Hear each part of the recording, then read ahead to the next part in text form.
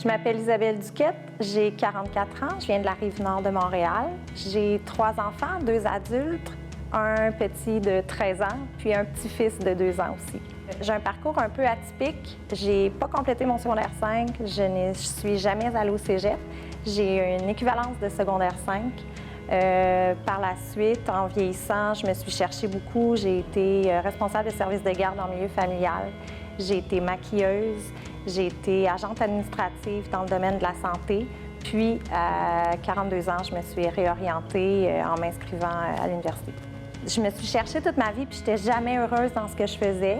J'avais l'impression pas de gaspiller mon potentiel, mais on me disait souvent que j'aurais pu faire plus que ce que je faisais. Puis à un moment donné, j'ai réalisé que ça me manquait vraiment. J'avais comme un sentiment que j'avais pas été au bout de ce que j'avais à faire dans la vie, puis je voulais réaliser mes rêves. La crimino, ça a été, depuis que j'ai 15 ans, je pense que je tripe là-dessus.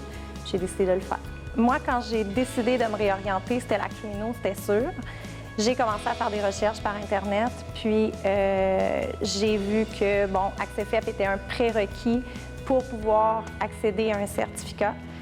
Au départ, je m'en cache pas, là, je pensais que c'était juste un passage obligé, un peu inutile.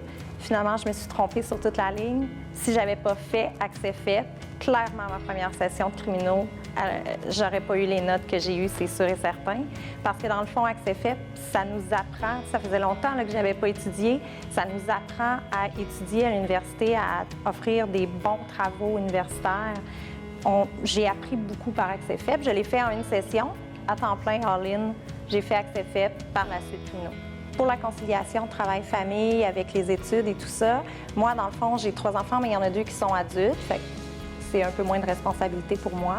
Avec mon jeune qui a 13 ans maintenant, à ce moment-là, il avait 11 ans, on en a parlé ensemble. C'est un projet familial à 2, parce que lui aussi doit sacrifier que des fois, maman est en fin de session, puis elle peut pas faire des activités ou quoi que ce soit. Puis même des fois, en fin de session, mon fils m'aide à étudier. Il prend mes cartons, puis il me pose des questions et tout. J'ai choisi d'étudier à la FEP parce que c'était le seul endroit qui m'offrait un tremplin pour accéder aux études universitaires sans avoir fait de DEC ou d'études au préalable.